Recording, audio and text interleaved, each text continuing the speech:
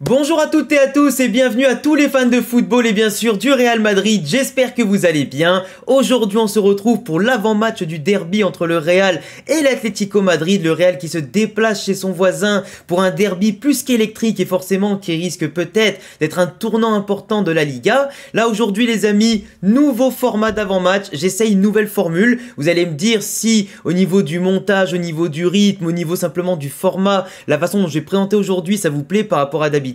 Pour ceux qui ne me connaissent pas, bah écoutez, vous allez me découvrir avec ça et vous inquiétez pas, je vais essayer d'améliorer tout ça avec vos retours, à force bien sûr de pratiquer pour faire des vidéos de plus en plus claires, fluides et bien sûr de qualité. Donc n'oubliez pas de vous abonner parce qu'on est bientôt 90 000 abonnés sur la chaîne et ça fait super plaisir. Là je tourne pas dans mon décor habituel, c'est plutôt dans ma chambre actuellement qui me sert pour les streams, donc pas forcément de décor football derrière moi tout ça, mais je pense qu'on peut faire quand même quelque chose de très qualitatif, vous m'en direz des nouvelles. Aujourd'hui, le Real donc va aller sur le terrain de l'Atlético Madrid, une équipe qui sur les 13 derniers derbys les amis, depuis 2020, on n'a pas réussi à gagner plus d'une fois là-bas, on a simplement remporté une victoire, c'était en 2022, 2-1 sur leur terrain, un match très important évidemment qui nous a après permis de prendre de la confiance dès le début de saison, car en plus c'est vrai que les derbys Atlético-Real sont très souvent au mois de septembre, début mois d'octobre, donc forcément pour rentrer dans la saison avec des matchs comme l'an dernier par exemple qui avait été notre seule défaite, ça peut autant nous mettre un coup de massue qu'un coup de motivation,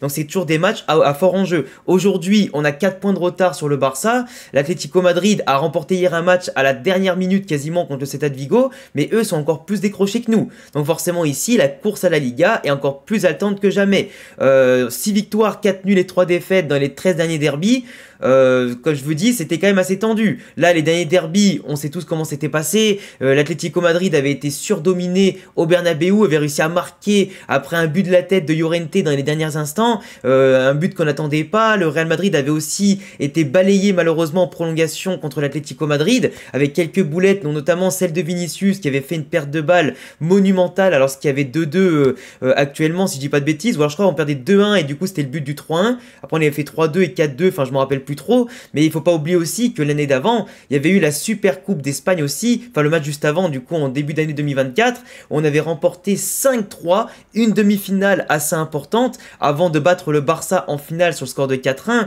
donc forcément les Atlético Real c'est soit du spectacle, soit des fois des matchs extrêmement fermés, c'est rarement des matchs moyens, c'est souvent des matchs où t'as tout ou t'as rien, et c'est ça un peu le problème, c'est que tu sais pas trop comment te positionner, tu sais pas trop comment les joueurs vont réagir, que ce soit à domicile ou à l'extérieur, et c'est forcément aussi tout l'enjeu de ces matchs-là, de quelle équipe va se découvrir, qui va faire le jeu, et qui sera le plus efficace, surtout le plus froid possible. Derrière, pour regarder bien évidemment le classement et la forme de la saison, on a l'Atlético Madrid pour l'instant qui est 3e de la Liga, avec 2 points de retard sur le Real, 6 points sur le Barça, qui en 7 matchs a quand même remporté 4 matchs et fait 3 nuls, 11 buts marqués pour le moment, donc c'est pas une attaque qui est pour l'instant extrêmement en forme, qui est extrêmement en berne, malgré les recrues dont on parlera un petit peu après, mais une équipe par contre qui n'encaisse que 3 buts. Et c'était à peu près la même défense que le Real Madrid avant de prendre 2 buts bêtement contre Alaves. L'Atlético Madrid qui aurait pu prendre plus de buts que ça, hein, contre Valencia, contre Gérone, contre Bilbao et aussi contre le Celta justement hier. Donc tu vois, on voit dans leurs résultats, ils ont quand même affronté de très belles équipes, que ce soit en Liga ou aussi Leipzig en Ligue des Champions. Et globalement, c'est une équipe qui ne lâche rien. Une équipe qui à domicile ne lâche pas de points, qui prend quasiment pas de but à domicile, et en plus à l'extérieur qui vont quand même chercher des points importants. Oui, ils ont des prestations qui sont moyennes, comme contre le Rayo, contre l'Espagnol Barcelone, ou encore globalement dans leur petite victoire, mais c'est une équipe qui ne lâche rien, une équipe qui même quand ils prennent des buts comme contre Villarreal, qui arrive toujours aussi à avoir le caractère de remonter, et de trouver les ressources avec des joueurs de qualité qui peuvent faire la différence à tout moment. On a par exemple dans leur mercato, Gallagher,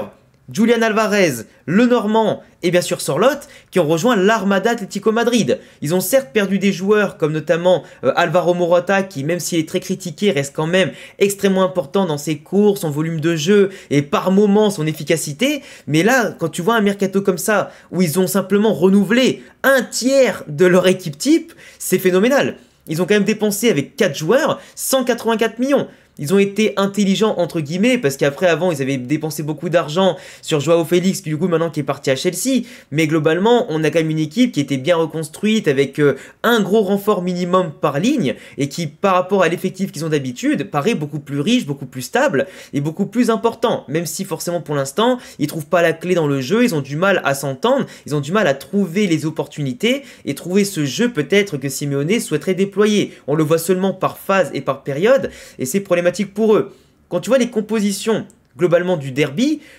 auquel on doit s'attendre, parce qu'il ne faut pas oublier que côté Real Madrid, on n'a pas Kylian Mbappé. Kylian Mbappé, du coup, qui va être absent, qui, je pense, ne sera pas remplacé par Endrick poste pour poste. Et en l'absence, en plus de Brahim Diaz, je pense que le Real Madrid va passer en 4-4 de losange. Comme l'an dernier, ce qui nous a rapporté des Ligas, des Ligues des Champions. Mais globalement, là, aujourd'hui, le Real aura soit de titulaires Luka Modric dans le triangle du milieu de terrain et Bellingham qui remonte en 10, soit Camavinga, parce qu'on ne sait pas encore vraiment à quel niveau physique il est revenu après sa longue blessure. Donc, premier match de la saison contre le Atlético Madrid, je ne sais pas si Ancelotti le mettra directement titulaire, ou alors si dans tous les cas il rentrera en jeu en sortant du banc. Mais moi je partirais plutôt du principe que Ancelotti va apporter quand même un peu de contrôle, un peu de peps, et que de la technique aussi sera important avec Modric et un Bellingham en 10 pour apporter ce volume, ce lien avec les deux attaquants, et aussi bien évidemment ce volume d'activité aux côtés de Tchouaméni sur qui sera extrêmement important pour répondre au 4-4-2 de l'Atlético Madrid, qui peut aussi jouer, et là d'ailleurs je viens de voir que je l'ai oublié sur mon diaporama, je l'ai fait juste avant, mais l'Atlético Madrid joue de base en 4-4-2, avec Alvarez, Griezmann, ça peut être aussi Griezmann-Sorloth, hein, parce qu'actuellement, Simeone ne joue pas avec les deux attaquants Alvarez-Sorloth dans la même team, ou alors simplement, il peut peut-être les associer et mettre Griezmann plutôt en numéro 10, mais là aujourd'hui, contre le Real Madrid, c'est un gros match, et je pense qu'à domicile, il veut autant bétonner qu'aller quand même chercher la victoire, et je pense que mettre un milieu de terrain Gallagher, Koke associé à Llorente qui fait un très bon début de saison par son volume, par ses buts, par ses passes D, ses débordements et ses capacités à prendre le ballon et casser des lignes, associé à un Rodrigo De Paul qui va porter ce vice, qui va porter aussi cette technique et pourquoi pas cet avantage à la dernière passe. Je vois mal en tout cas pour l'instant Simeone mettre un trio purement offensif, Griezmann, Alvarez et Sorloth, même si Sorloth peut vraiment bien tenir les ballons, il nous a quand même marqué un quadruplé avec son dernier match avec Villarreal. Faut pas oublier aussi que Griezmann est quelqu'un de très polyvalent qui peut jouer au milieu de terrain, qui va souvent décrocher, qui va apporter le surnombre justement dans la possession et qui va souvent revenir défendre. Donc du coup aujourd'hui, voir l'Atlético Madrid jouer pleinement l'attaque, honnêtement, je pense pas.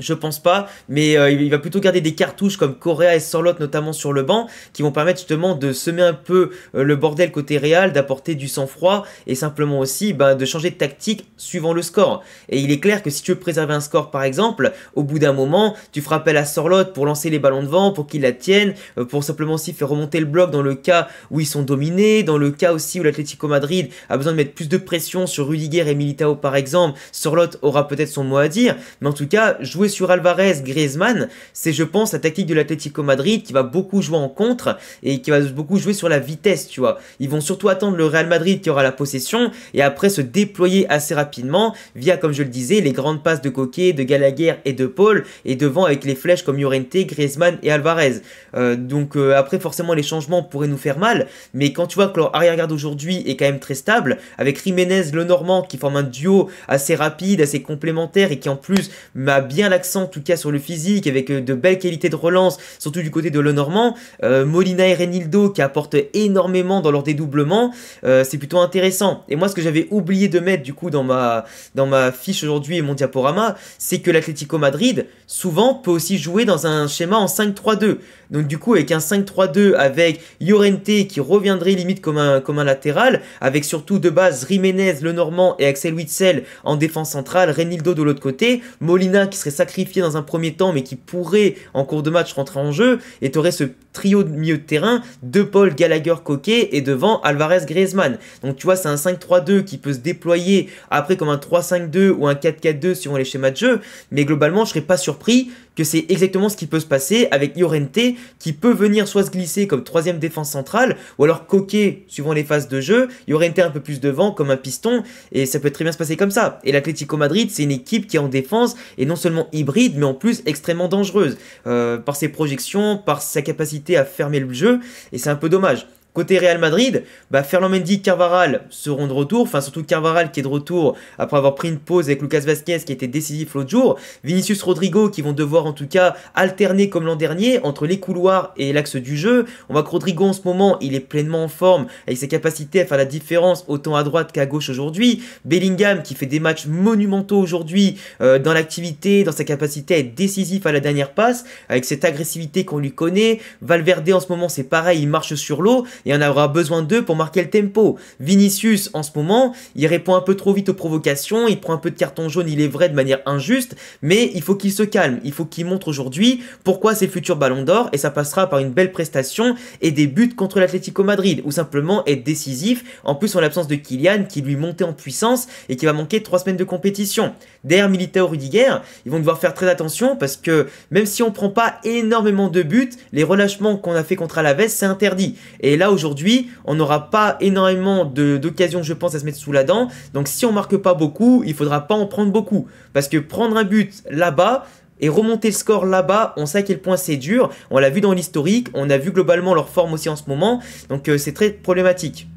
Derrière, quand tu vois les statistiques des derniers matchs de l'Atlético Madrid, tu as la victoire contre le Celta, le nul contre le Rayo. À l'extérieur, ils galèrent avec des statistiques où notamment ils dominent pas la possession, où ils ont très peu d'occasions et ils en subissent beaucoup plus qu'ils en ont. Et de l'autre côté, à domicile, c'est l'inverse. Ils ont beaucoup plus d'occasions que l'adversaire, plus de possession que l'adversaire. Donc on sent quand même que devant leur public, ils se galvanisent. Après, on voit clairement, là il y a une régularité qui est frappante, c'est que quand même au niveau des fautes, ils en font énormément, et de l'autre côté, tu as aussi le fait que ils ne cadrent très peu, ils ont très peu d'occasions, on va dire très franches. L'Atlético Madrid, c'est un peu du talent individuel, c'est un peu sur des centres, c'est toujours à chaque fois sur des frappes de loin, c'est jamais des occasions ultra construites avec un jeu qui a du mal à se déployer, et globalement, 4 occasions de tir cadré, on va dire comme on voit contre Valence, 3 au fond, 4 cadrés contre Leipzig, ça va au fond sur 2 fois. Donc tu vois, c'est une équipe qui n'a pas besoin de beaucoup cadrer pour marquer des buts.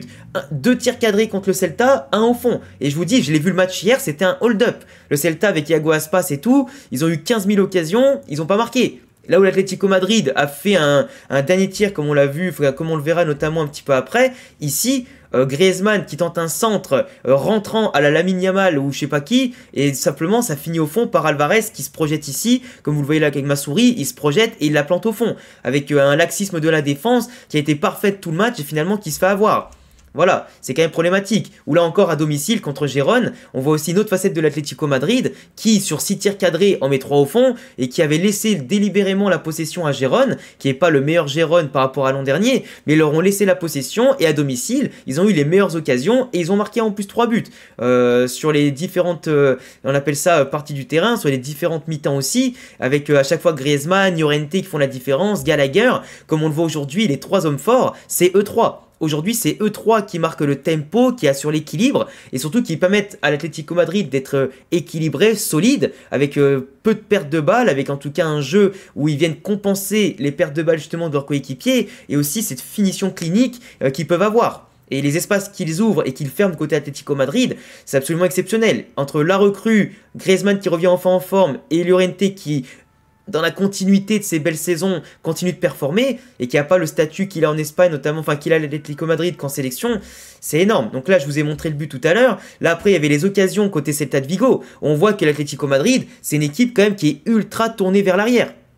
Et malheureusement pour eux, ils laissent beaucoup d'espace. On le voit ici, le joueur du Celta qui demande le ballon. Donc après, c'est Iago Aspas qui a décalé son collègue ici puis ici pour entraîner après une frappe qui malheureusement n'est pas rentrée. On a aussi le fait que les espaces sont tellement ouverts parce que l'Atlético Madrid défend extrêmement bas avec une équipe où tu as les attaquants qui ont du mal à revenir au bout d'un moment et surtout le milieu de terrain qui est positionné trop bas. On a aussi la ligne défensive qui est trop alignée à mon sens. Et du coup, les joueurs du Celta ou l'adversaire globalement contre Leipzig, etc., c'était pareil, ben ils pouvaient bouger comme ils voulaient. Et donc quand tu as une équipe en face qui manie bien le ballon et qui a beaucoup de talent individuel, laisser autant d'espace, c'est interdit. Et Simeone, je pense qu'il n'arrête pas de leur dire, mais malheureusement, ils ont une tactique qui est tellement resserrée, avec un bloc bas, avec une projection en tout cas basée sur la non-possession et les belles transitions. Ben, le problème, c'est que tu laisses beaucoup d'occasion à l'adversaire de tirer, comme on l'a vu dans les stats, autant à l'extérieur qu'à domicile, surtout à l'extérieur. Mais là, pour le coup, ils sont trop laxistes, l'Atlético Madrid. Et c'est pour ça aussi qu'ils ont enchaîné quand même 3 matchs nuls cette saison et qui sont déjà décrochés à la Liga. On a le même cas notamment ici, 5 minutes plus tard, où tu as l'Atlético Madrid qui est en bloc et qui est concentré sur le milieu du terrain. Et derrière, tu as tout le loisir pour le Celta de se projeter autant sur le côté à droite ou autant qu'à gauche. Pareil, ici, sur un débordement où ils sont quand même 3 contre 1, l'action a terminé sur un centre en retrait qui n'a pas trouvé preneur malheureusement parce que le joueur ici a raté la balle par son appel qui était trop profond, mais tu vois tu as encore un joueur ici au second poteau qui est seul, donc sur un centre parabolique le joueur se trouve tout seul ici. Derrière c'est pareil, projection à la dernière minute quasiment, l'Atlético Madrid qui set un peu l'abordage avec une ligne défensive toujours impeccable, mais par contre encore beaucoup d'espace. Et c'était la même chose contre Villarreal où tu avais dès le début du match la ligne de l'Atlético Madrid qui est quand même cette fois-ci débordée par la profondeur, par les liens entre les lignes, et à chaque fois l'Atlético Madrid fait plus un marquage de zone qu'individuel. Et quand tu laisses trop de joueurs libres, malheureusement ça passe pas. Et donc pour moi aujourd'hui, le Real Madrid avec soit une composition avec Camavinga ou Modric aura à loisir, en espérant remporter ce défi physique et cette bataille du milieu de terrain, remporter cette possession, remporter cet équilibre et pourquoi pas apporter peps et en tout cas du monde à la dernière passe et assurer autant les transitions de leur côté que d'assurer aussi ce jeu de possession sans faire de boulettes, je vous en supplie, et voir en tout cas jusqu'où ça peut mener. En tout cas, pour moi, mon pronostic, ce sera un 2-1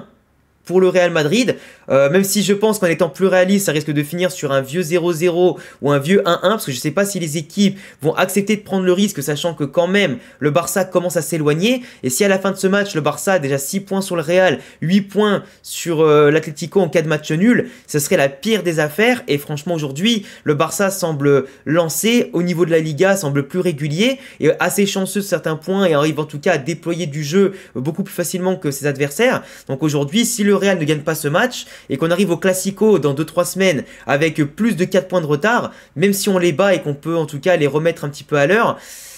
après ça va être un petit peu compliqué parce que j'imagine pas le Real faire un sans faute tout le long de la saison non plus, même si on monte en puissance, mais par contre remporter le derby à l'extérieur, et après potentiellement le match contre Villarreal et le Classico derrière, là ça relancerait la machine et ce serait absolument exceptionnel. Donc en tout cas voilà les amis, voilà pour l'analyse du jour. Je vous laisserai me dire en commentaire ce que vous en avez pensé. Vidéo un peu plus longue que d'habitude parce que j'avais beaucoup de choses à dire et c'était moins peut-être précis, moins construit etc. Qu'auparavant. En tout cas j'espère que pour vous c'était clair et limpide et j'attendrai tous vos retours sur ce nouveau format, du moins fait de cette façon. Je vais l'améliorer au fur et à mesure, le raccourcir, le rallonger, le détailler davantage. Là, je manquais un peu de temps parce que j'ai un train à prendre dans pas longtemps. Donc, j'ai pas pu faire une analyse plus détaillée de la part du Real pour voir ce qu'il était possible de faire. Je suis concentré plutôt sur l'Atlético Madrid. Donc, à vous de me dire ce que vous en pensez quand j'aurai plus de temps pour mieux travailler mon sujet encore une fois. Et puis, je vous laisserai vous abonner, cocher la cloche, mettre le petit pouce bleu. Et à bientôt les amis pour prochaine vidéo. Ciao, ciao!